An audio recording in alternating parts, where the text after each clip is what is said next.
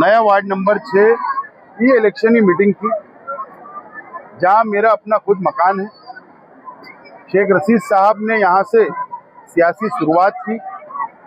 1985 में पहली मर्तबा शेख रशीद साहब यहां से कांग्रेस पार्टी से काउंसिलर बने और 1985 से लेकर आज तक इस वार्ड में दूसरी पार्टी के कॉरपोरेटर नहीं चुनकर आए, काउंसिलर नहीं चुनकर आए।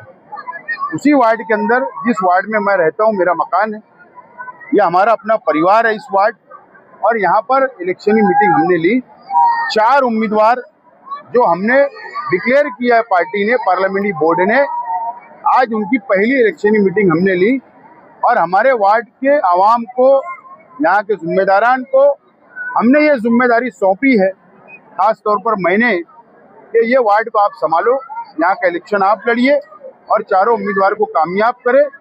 और मालेगांव शहर में ये मिसाली वार्ड है। आवाम, शहर के आवाम में जब बातें होती है सियासी, या कौन सा वार्ड सबसे बेहतर है, तो यहाँ की मिसाल दी जाती है। ये वैसा वार्ड है और ये वार्ड को और डेवलप करने का वादा मैंने आज की मीटिंग में हमारे अपने वार्ड से की आवाम से किया हूँ।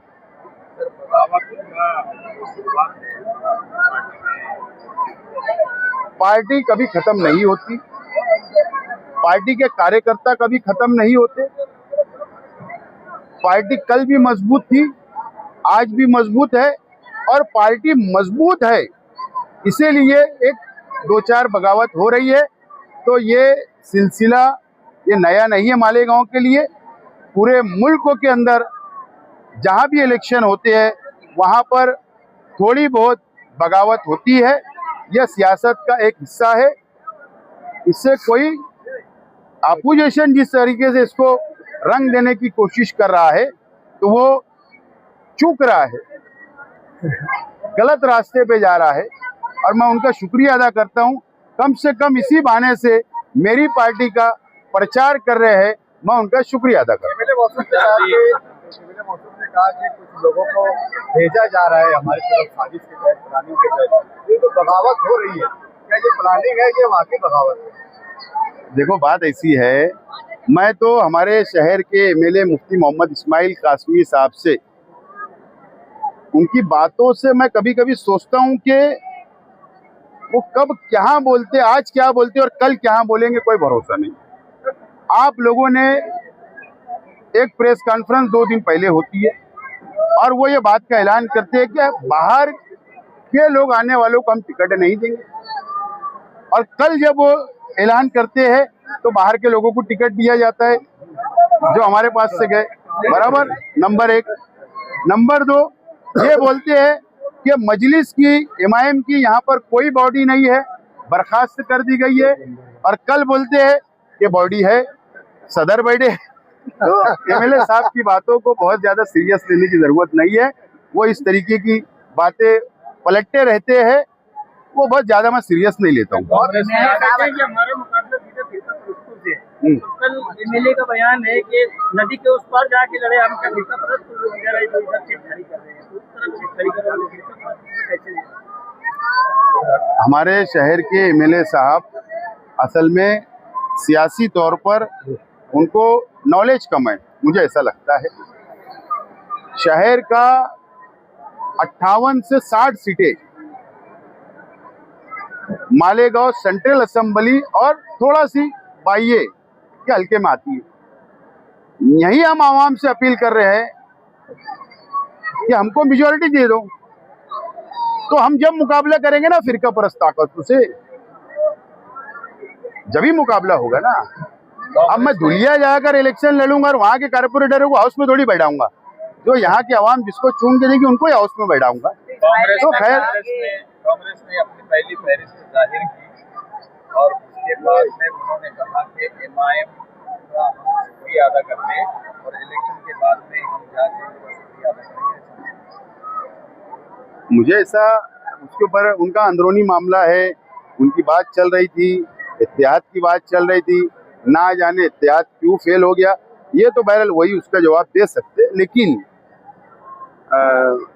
मुझे लगता है कांग्रेस पार्टी को खत्म करने के अंदर, आज की कांग्रेस पार्टी के अंदर जो ओहदेदारान है ये उसके जिम्मेदार है जो आज के इस तरीके का बयान दिया गया।